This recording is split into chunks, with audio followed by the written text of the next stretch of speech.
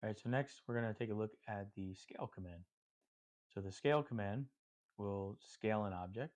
So let's take these two objects that we've been working with, and I'm going to press enter after I select them, and I'm going to scale it about this base point right here. So now as you see, as I move my cursor away, it wants to scale it up and down. So, or make it bigger or smaller.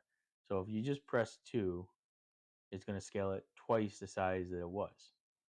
If I select that scale command again, pick those same objects, and I press enter, and I pick that, let's pick this point.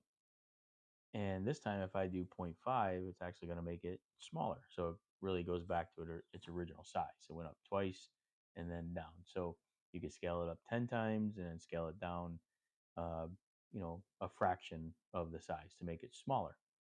So the other way you can do it is also when you scale. Um, let's say that let's scale this one first. I'm going to scale it down. I'm just going to make it just an arbitrary size. Now I want to scale this one to this one, but I don't know what size that really is. So if I use that scale command again, and I pick scale here, and I pick this as a base point, now my reference, just like I did with the rotate, is I can pick this as the endpoint and this as the reference length.